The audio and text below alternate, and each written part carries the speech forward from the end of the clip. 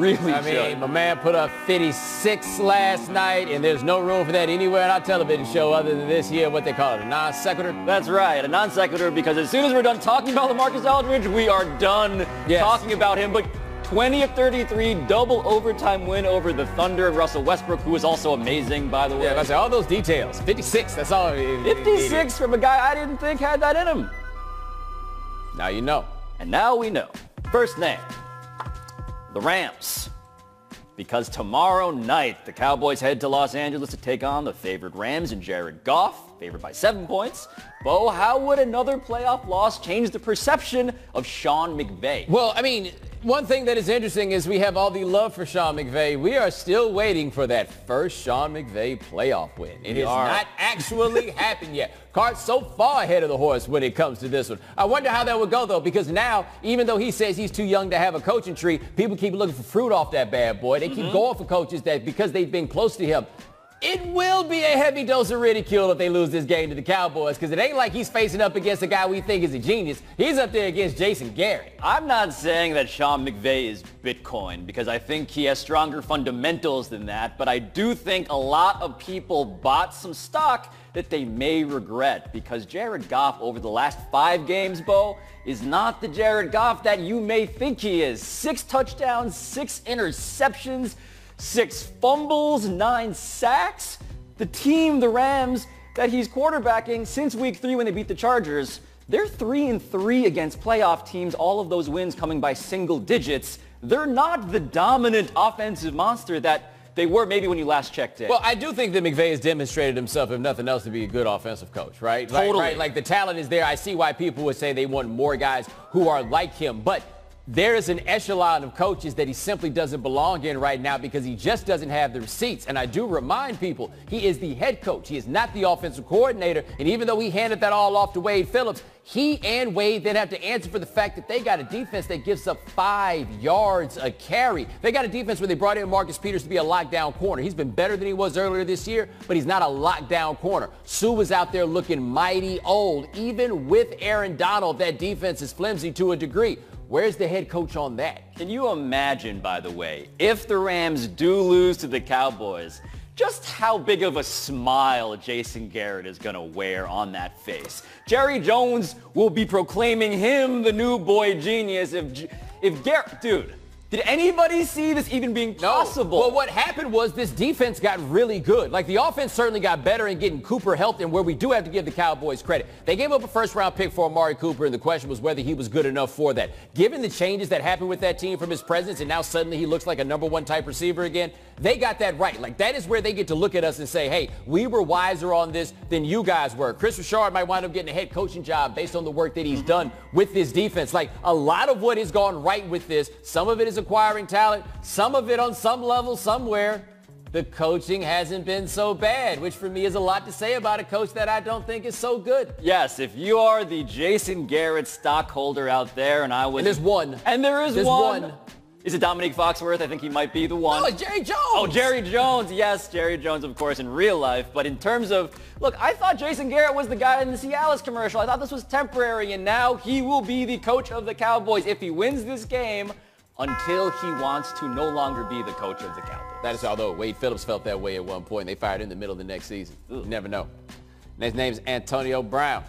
Steelers owner Art Rooney told the Pittsburgh Post-Gazette yesterday that it would be hard to envision Brown as a part of the team when it reports to training camp. So, Pablo, you see any chance Antonio stays a Steeler? I don't, because let me ask you a question.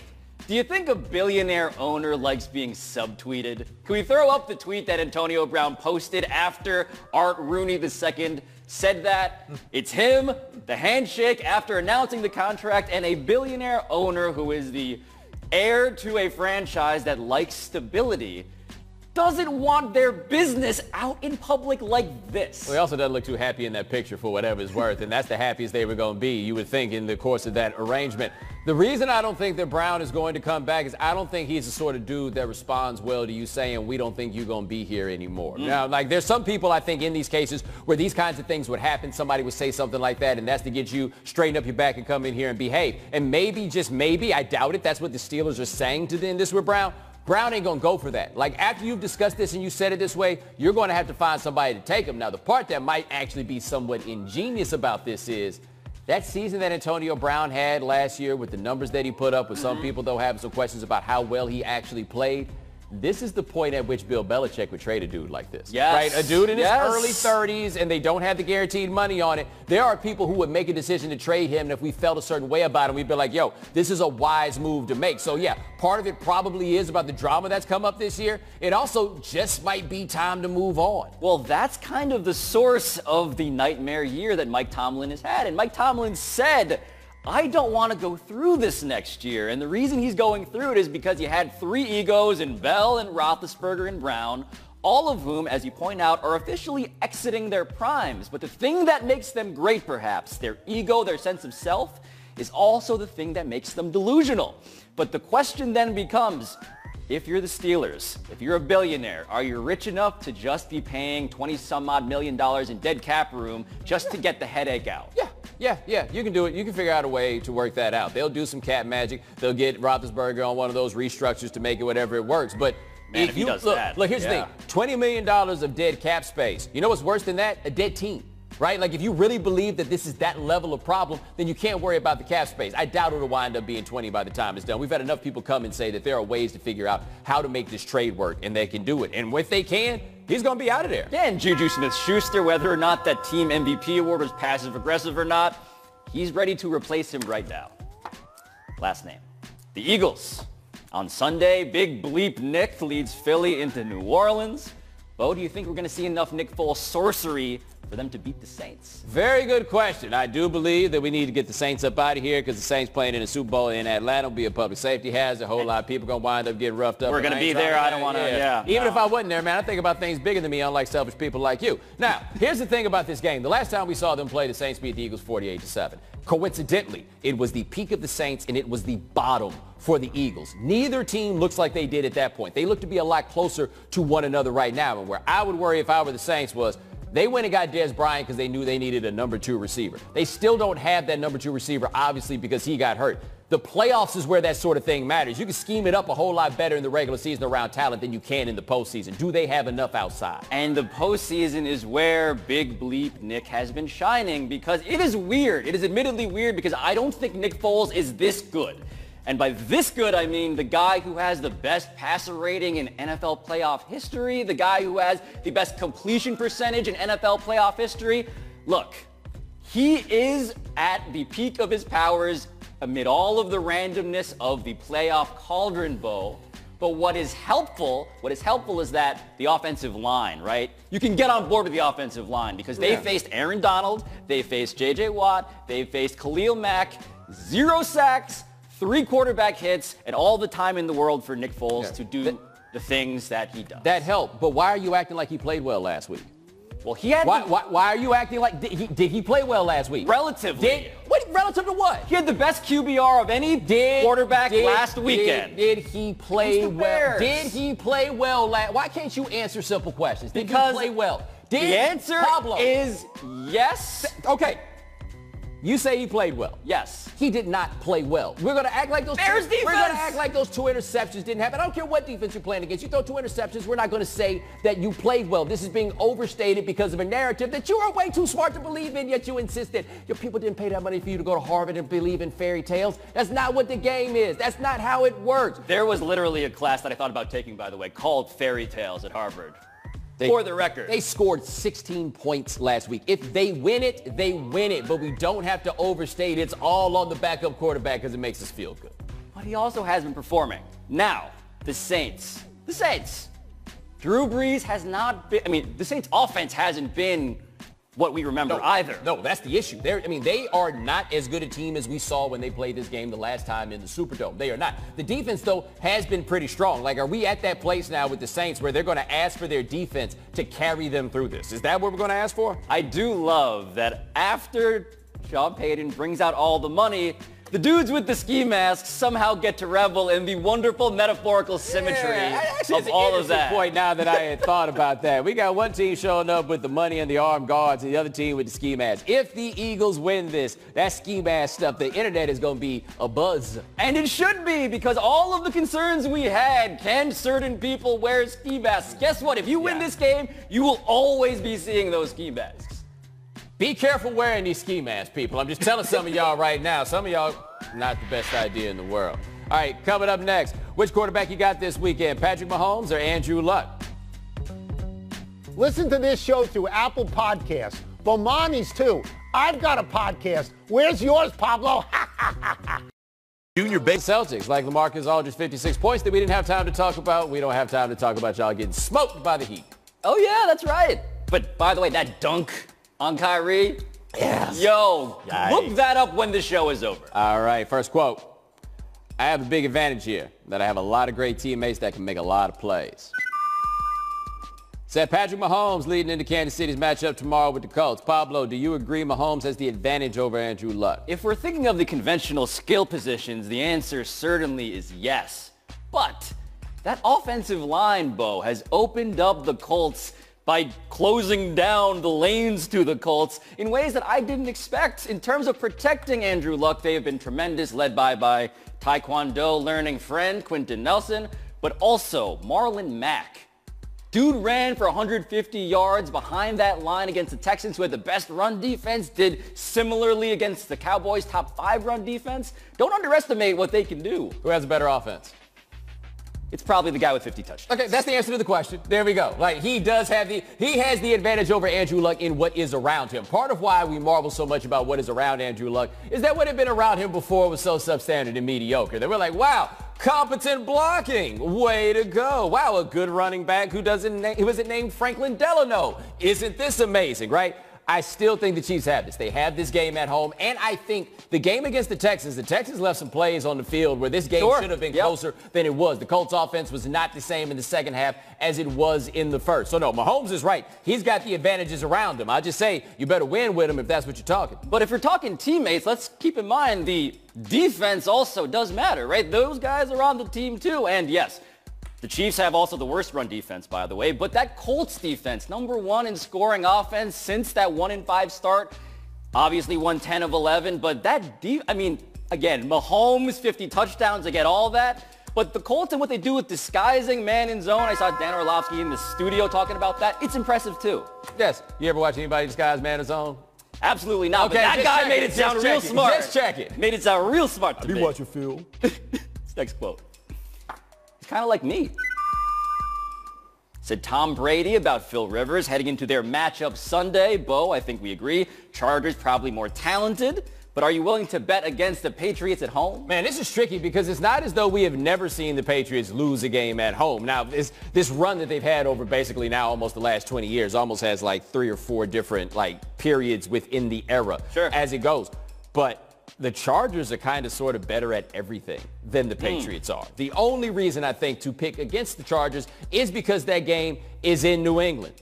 I mean, that's pretty close to being enough. I can't pick a tie. Of course it's enough. The institution, and yes, they're 19-3 at home since 2001. Haven't lost in the divisional round in 9 years when Mark Sanchez was quarterbacking the Jets, and that somehow happened. But the quote about Phillip Rivers and Tom Brady and the comparison is interesting because over the last 5 weeks, Phil Rivers, 4 touchdowns, 6 interceptions last 3 games, all under 200 yards passing. This Patriots defense is walking in here playing a lot better than they were at the beginning of the year, too. Yeah, no, I mean, but the thing I would say about this, and let's all watch this, this will be an interesting part. This is going to be a football game with 2 old quarterbacks playing in the cold. And that cold is harder on those old dudes than it is on the young dudes. This is going to be an interesting thing to watch in this. I would not expect either of them to be at their best in the course of this game. The thing with Tom Brady, what are these guys around him going to do? The guys whose job it is to catch the ball. Do they have enough? Better hope so. All right, last quote. The Bengals would like to hire Rams quarterback coach Zach Taylor after Los Angeles season ends. It looks like it is Taylor's job to lose. He is the preferred choice. Tweeted Adam Schefter. Pablo, does this seem wise? This is the brosmosis, Bo, because you have to wonder if Jared Goff is the guy or Sean McVay is the guy responsible for Jared Goff. All of our questions about Goff aside, what is this guy doing? Like, you got what seems to be the third-ranked bro of Sean McVay. After Matt LaFleur, after Cliff Kingsbury, you got this dude. Are you sure that this dude is actually the real thing, or is he the guy benefiting from the halo effect of the real thing? Look, man, I have no idea. I don't know anything about him. I do know that he got to be an offensive coordinator at one point because his father-in-law made him the offensive coordinator, and now he seems to be getting this job in part because of who his homeboys are. He might have walked in there and blown them away in the interview. Like, I don't know. Totally fair. All I know is this. I'm watching what's going on with Sean McVay here, and I think that Sean McVay needs to start thinking about some things that are bigger than himself. And the way that I see it is that we got a problem in this NFL with hiring and the diversity within those hires. Right? So far, we have nothing but white dudes who have been hired. Maybe the Dolphins hire Chris Richard, but that's it. That's how it goes. We can fix diversity in coaching right now. Hey, Sean McVay, go hire a bunch of black dudes to be your assistant. Everything goes away. You the genius, right? Like, if he's really the genius as he is, it doesn't matter who the coaches are. Come out here with the Soul Patrol. Get all these dudes out here. They hang out with you in 1 year, and then next year, half the league gonna be your black coaches. They ain't never gonna have to answer for this ever again. If he hires a staff that looks like Bruce Arians' staff, he'll fix this off. They will change the name of the Rooney rule to the Mcvay rule if they go ahead and do this. Imagine Sean McVay walking in, making these announcements, living the change that you describe while wearing a Kangol hat. That's what I'm saying. Be a genius. The revolution could be started with him. He can do it all right there if he wants to. Go ahead and make it happen. Y'all need to all send y'all, forget the Fritz Pollard Alliance. They ain't gonna do nothing for you. The Sean McVay Alliance. Send your resume to him. I bet everything will be taken care of. By the way, let me come back. The return of White Dante. Sean McVay gonna get to work and be like, why do I have all these applications from this is Andre? Top row? Jamal's waiting outside? Today's number, 85. That's how many defensive players voted in a poll by The Athletic that found Kirk Cousins to be the most overrated player and Cam Newton to be the most underrated. What was your reaction to those results? Well, let me tell you this thing about Kirk Cousins getting the overrated vote, right? Because I don't even know how good anybody actually thinks that Kirk Cousins is. I don't feel like that is the players saying that they believe that Kirk Cousins is overrated. What are they saying? They're saying that he believes that he is overpaid at $84 million guaranteed. That's like, that's what that is talking right there with Cam Newton. I don't even know what to say about that one, but I know what that is. They out here like, man, look at all that money that fool made. No, I love these polls because it gives us data that is rare. It gives us responses. One guy said that, in fact, all quarterbacks are essentially overrated. It's not really any one particular person. It's because we just overrate the positions and its importance. But there's so much resentment here too, right? It's kind of like, who do you think is cool? Who do you like? And yes, who is getting far more than they should get, and therefore far more than I myself am getting? The only thing is, and I wonder about this, because if it's other quarterbacks, they might feel the same way about Cousins, but Cousins is going to get them all paid, right? Like, he drives the market to a place that'll make it easier for the rest of them to get their money. You know where that money comes from? Out of the pockets of the dudes who vote in polls like this. Right? Like, that's where the money to pay Kirk Cousins is going. It's not going to the rest of these dudes. Yes, I would love a poll that asks, would you like quarterback salaries to be capped? I'm guessing every defensive player asked would probably vote yes. I don't know why you say defensive. What, you think the other guys on the offense get happy seeing the quarterback get paid? They would like some of that money too. Ask Le'Veon Bell if he thinks quarterback salary should be capped. A very fair point. But Cam Newton, it's interesting. Cam Newton was voted both the most underrated and the guy they wouldn't necessarily want to play with, which tells me at the very least they think he's good. Yes. In closing, shout out to Chine and Mcvay for catching up with an old friend of ours here at High Noon. What was your welcome to the NBA type of moment? When CJ dropped me. There he is. But it was funny because a couple games later, somebody else on our team got dropped. Oh, really? Yeah. So when we came to the huddle, I looked at him and I was like, yo, bro, it happens to everybody. We good. Okay, I'm going to list the nickname and you tell me your thoughts about it. White Dante. I mean, that's what some of my teammates call me now. What? So which one's your favorite of all nicknames? There's a lot of nicknames that people just yell out on the team, but they have the most fun with the White Dante. White Dante? So that's fun. I don't want to hear nothing from y'all out here always complaining why he got to be White Dante. I don't know. Ask White Dante. He seems to understand what's going on here, as does the crew that surrounds him. Can we find out who's in that crew, by the way? Can the crew reveal themselves to us? Because this is Congratulations, Bo. I mean, this, of all the accomplishments that you have had in your life, I feel like this is up there. It works, though. And the reason I enjoy this is everybody understands it's good-natured. Everybody understands what the joke is. It's cultural exchange. We handling the earth right now, as my man Raekwon would say. You think Brooke Lopez is in that crew? It's a good question. You should probably look into this. That is a very good question. Where does Brooke Lopez stand on this one? This feels like a thing we should probably follow up on at some point. That is a good question. This is it. Like, we should ask all the guys on the team. We should ask them individually, what do you think of the White Dante nickname? I can see Brooke Lopez taking it a different way. Do you think Brooke Lopez would enjoy maybe being involved with the music that you're going to produce for White Dante? That's a good question, perhaps. In closing, I'd like to show you retired running back Arian Foster triggering the internet on Van Lathan's The Red Pill Podcast. Let's watch. Tupac is my favorite artist of all time. But to pretend that his music was just out of this world, intellectually deep. It's just dishonest. It's just dishonest, man. Arian, you're like dishonest. You're bugging. He made great music. Is this early onset CTE? You see what I'm talking about? That's called an ad hominem. Yo, I told you about my class about fairy tales at Harvard. There was a class that was literally called Protest Literature from Tom Paine to Tupac. This is a thing that people take seriously, but you seem to be worried about people disagreeing with those people. I don't care. I don't discuss Tupac in mixed company. It's not worth it. You got to understand, man, you out here talking about music, they out there talking about themselves. Like Tupac, when you argue with people about Tupac, you are not arguing about music, and they will fight you. I had a Tupac poster, by the way, freshman year. Highly questionable. Coming up next. All eyes on me.